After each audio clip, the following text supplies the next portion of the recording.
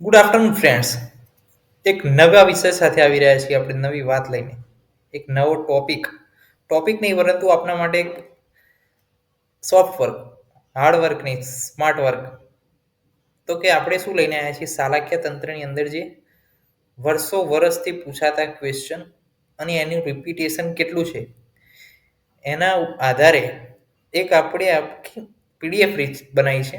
અને એ પીડીએફની અંદર 2 માર્ક્સના એક પણ ક્વેશ્ચન કે જે ન આવડતા હોય એવી કેટેગરીમાં આવતા હોય એને આપણે પહેલાં કવર કરી લઈએ એ દર્શાવતી આ પીડીએફ છે. અને એ આપણે આજે જોઈ રહ્યા છીએ.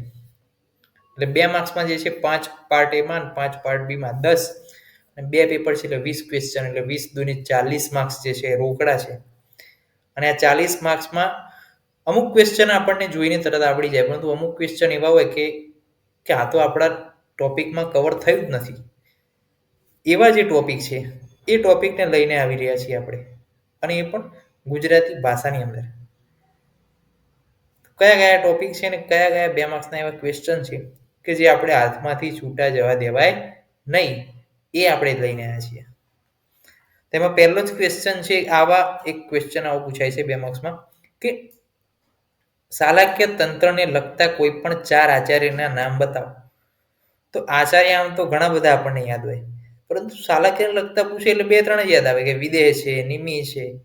પરંતુ વધારે આચાર્યના આપણે નામ જોઈતા હોય તો નિમિ છે, કાંકાયન છે, વિદેહ છે, કરલ છે, ગાર્ગ્ય છે, પાણીની છે, ગલવ છે, ચક્ષુષ્યન છે, ભોજ છે.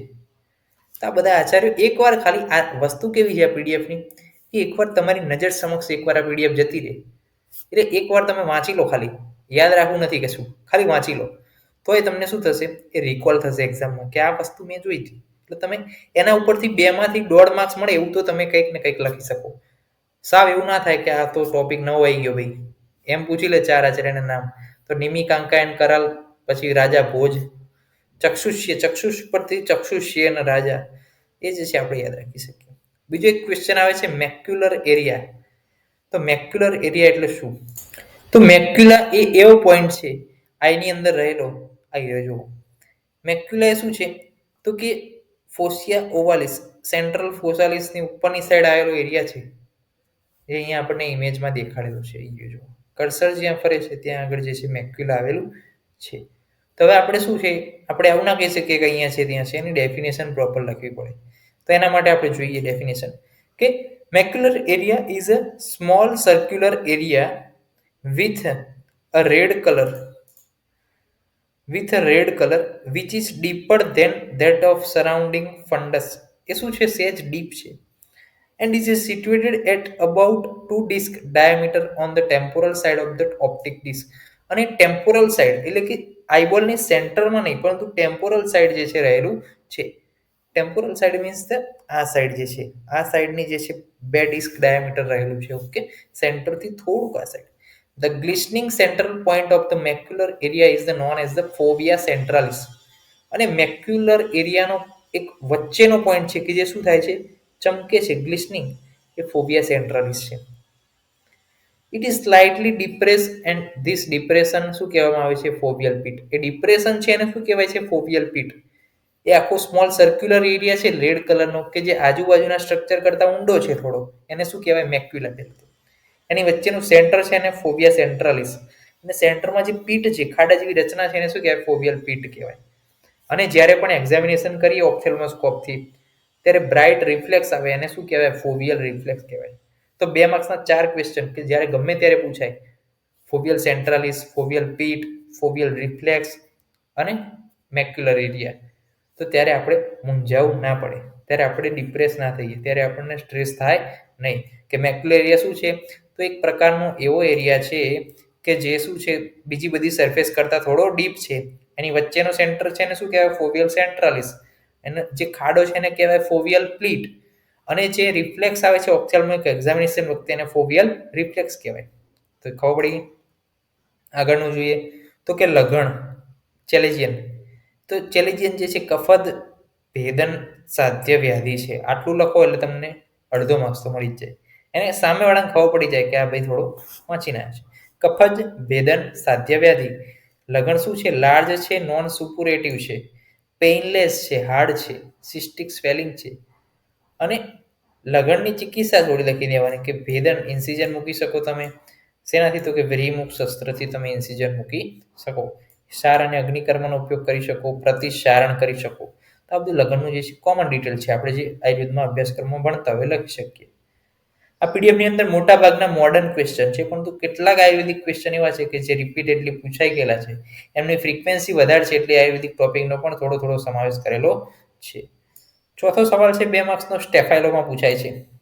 એવું નથી કે આ બધું લખવાનું, આમાં એકવાર વાંચી લો એટલે તમને થોડું તમને આઈડિયા આવી જાય. સ્ટેફાઇલોમાં શું છે? Staphyloma is an abnormal protrusion of the uveal tissue through a weak point in the eyeball. તો આપણે ઇમેજની અંદર જોઈએ તો સ્ટેફાઇલોમાં શું છે? ઇમેજની અંદર કીધું છે એ પ્રમાણે તો કે એક પ્રકારનું જે છે યુવિયલ ટિશ્યુનું પ્રોટ્રુઝન થાય છે અને એ યુવિયલ ટિશ્યુનું protrusion through the uveal tissue થાય છે. એટલે આઈબોલનું કન્ટેન્ટ જે છે, આઈબોલનું કન્ટેન્ટ જે છે શું કીધું છે? તો કે abnormal protrusion of the uveal tissue to the weak point of the eyeball. એટલે કે જે યુવિયલ ટિશ્યુ અંદરની રહેલી છે એનું પ્રોટ્રુઝન એટલે કે બહારની તરફ આવે છે. અને કોની બહાર? તો કે આઈબોલની બહાર. અને એ શું છે? સામાન્ય રીતે બ્લેક કલરનું છે, અહીંયા લખેલું છે. And the protrusion is generally black in color due to the inner layer of the eye. It is occurred due to the weakening of outer layer. એટલે કે કોર્નિયા અથવા સ્ક્લેરા જ્યારે વીક હોય ત્યારે અંદરનું જે છે યુવલ ટિશ્યુ બહાર આવી જાય અને એક પ્રકારનું ઇન્ફ્લામેટરી અને ડીજનરેટિવ કન્ડિશન છે. અને ટાઈપની અંદર એન્ટ્રીયર સ્ટેફાઇલોમા, સિલિયરી સ્ટેફાઇલોમા, પ્લસ જે છે ઇન્ટરકેલરી સ્ટેફાઇલોમા, ઇક્વેટરી સ્ટેફાઇલોમા, પોસ્ટિરિયર સ્ટેફાઇલોમા. આ જે ટાઈપ પૂછાઈ શકે છે. ટાઈપની અંદર ડિટેલમાં પૂછાતું નથી. એ જે છે પછી 5 માર્ક્સનો ક્વેશ્ચન થઈ જાય. બધું ટાઈપ જે છે પૂછાઈ શકે અને એક જે છે તમને ડેફિનેશન પૂછાય કે સ્ટેફાઇલોમાં શું છે? તો કે પ્રોટ્રુઝન છે ઓફ ધ યુવિયલ ટિશ્યુ, અંદર જે ટિશ્યુ છે બહાર આવે છે આઈબોલને તોડીને અને આઈબોલ જે છે જ્યાં વીક હશે ત્યાંથી બહાર આવશે અને જનરલ કયા કલરનું હોય? બ્લેક કલરનું હોય. ઓકે. અને 5મો ક્વેશ્ચન છે કોર્નિયલ ઓપેસિટી. તો કોર્નિયલ ઓપેસિટી એટલે શું? Corneal opacification or the corneal opacity literally means loss of normal transparency of the cornea. એટલે કોર્નિયા શું છે? એક પ્રકારનું ટ્રાન્સપરન્ટ સ્ટ્રક્ચર છે અને એ ટ્રાન્સપરન્સી જ્યારે જતી રહે એને કોર્નિયલ ઓપેસિટી કહેવાય. અને એના ટાઈપ છે નેબ્યુલા, મેક્યુલા, લિકોમા, એડધરન્ટ. એ જે છે બધા ટાઈપ આવે છે. ટાઈપ યાદ રાખશો અને એક ડેફિનેશન યાદ રાખશો કે કોર્નિયલ ઓપેસિફિકેશન એટલે કે કોર્નિયા જે છે ટ્રાન્સપરન્ટ છે, પરંતુ કોઈ એવી પેથોલોજી થાય કે જેના કારણે loss of the normal transparency. Nebula, macula, leucoma, adherent. આ જે છે 3 એના ટાઈપ છે. તો આગળ આપણે નેક્સ્ટ લેક્ચરની અંદર બીજા 6 નંબરથી આગળ જોઈશું. શ્યોર શોર્ટ 11 અને શ્યોર શોર્ટ 35 શાલાકીય તંત્ર માટે પીડીએફ બનાવેલી છે. આવા નવા ક્વેશ્ચન કે 2 માર્ક્સની અંદર પૂછાઈ શકે તે જોવા માટે સબસ્ક્રાઇબ, લાઇક અને શેર કરો ચેનલને અને તમારા દરેકે દરેક મિત્રો સુધી પહોંચાડો કે એ પણ તમારી સાથે પાસ થઈ અને ઇન્ટર્નશિપમાં આપણી સાથે જોડાઈ શકે અને ભેગા તમે મજા અને ઇન્ટર્નશિપ બંને કરી શકો. તે માટે લાઇક, શેર અને સબસ્ક્રાઇબ કરો, મિત્રોને જોડો. Thank you so much. જય હિન્દ, જય આયુર્વેદ, જય ધન્વંતરી.